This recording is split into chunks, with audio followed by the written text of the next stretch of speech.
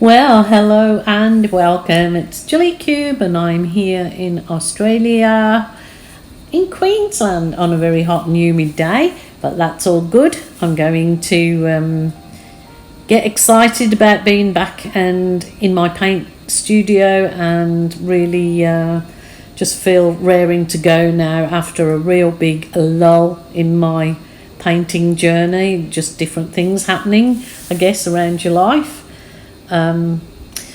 This kind of video is saying I'm not okay, is meaning that it's okay to be not okay, and just reminding anyone that may be suffering, that is feeling not okay, that it is okay to feel that way, but please seek help, or just company, or a friendly voice down the line, whether it be family or friend, and if not, a helpline. There are so many people feeling, as they're called, the blues, hence my colour selection today. And I know it's very sad for a lot of people that may not have family or friends around them, and it can get very daunting. So it's just my little reminder to us all to remind you that it's okay to be not okay, but don't leave yourself in that place. Try and make proactive moves to get yourself out of that. If you're not feeling good, you need to get yourself out of it, because it can get dangerous. So that's just my little bit of soapbox advice to you all. And we all need that at one time or another in our life, and we all absolutely have those stages in our life. Okie doke, righto, I'm going to get on with this. This is so exciting for me, this particular piece, because I haven't actually done this particular composition before, and I'm so excited now that I'm going to go and buy myself a huge canvas to give this a go with. So as I said, I was sticking with my blues, but the outside is phthalo blue, and it's just mixed with my pouring medium.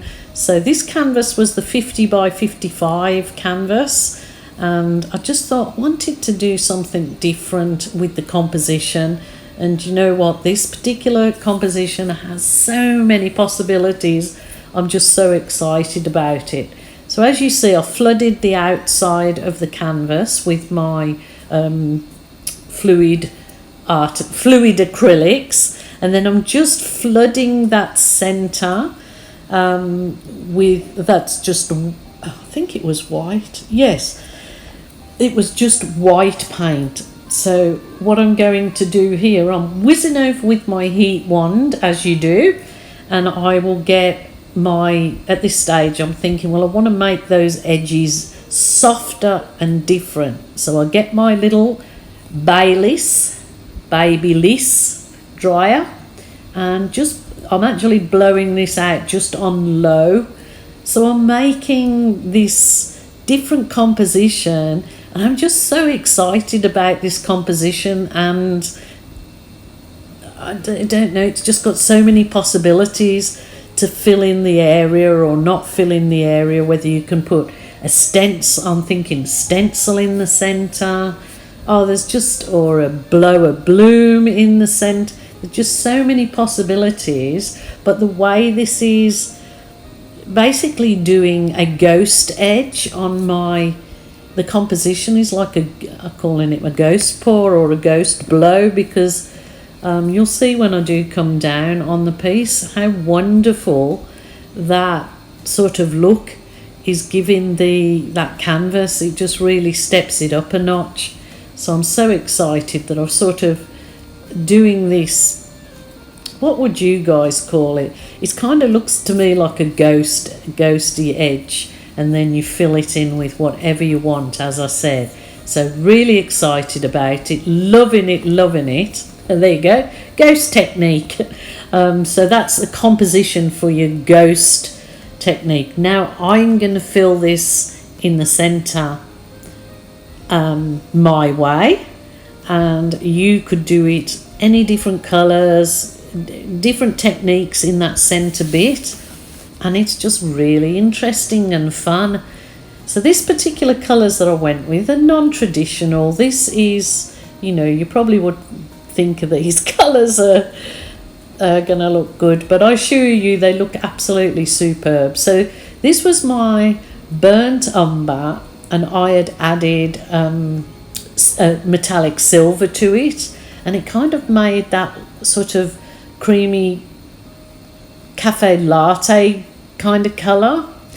Now this is my metallic gold, but again it's I customised this particular colour. It's got 50% gold, 50% silver, so I always call it my champagne gold. And obviously what I'm doing at this point is just puddling those colours, and I want to really try and keep the colours minimalistic and not too busy in the colours. So wish me luck with that one. So the next colour is the metallic bronze or copper. I'm not sure whether it was bronze or copper, but so I'm popping that in the centre, and you're just basically taking that time to enjoy the process, as it is art therapy, and sometimes, yes, it can be frustrating, but if you slow yourself down and don't, put too much pressure on yourself, you'll be fine, absolutely fine. So what I'm doing here was to kind of prove a bit of a point that somebody asked me, or just somebody said, if your last colour, can you just put, a normal colour in there? It doesn't have to be what they call a cell activator. Like I've done some of these puddles, and the last bit I put on is, my Amsterdam black mixed with Australian Floetrol, so as it gives a more lacier effect. But somebody said, can you do this just your ordinary paint? And you will see that yes, you absolutely can. You don't have to add anything more to your paint to still get a really, really super duper look. So my next bit will be getting my bendy straw, which is stainless steel straw. I think I got a pack of 5 from my discount shop, but I have got them down below in my Amazon shop too. So this is just a stainless steel straw, and it has a bendy silicone end, which normally you would drink from the silicone end. But the really good thing about this particular straw is that it's just reusable. I stick it in the dishwasher because it doesn't affect the stainless steel or the bendy end. So look at those colours together, and that's just with the normal, there's nothing in the centre.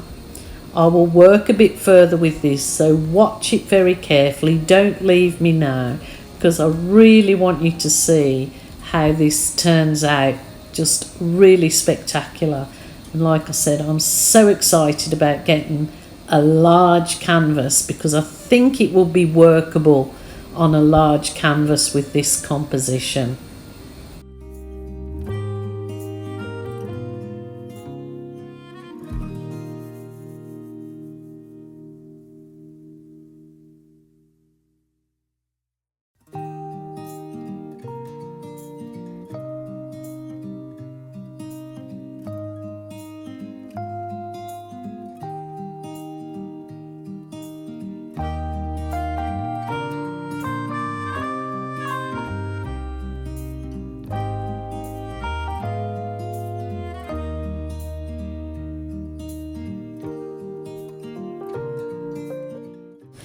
Absolutely needed this, just a little balloon.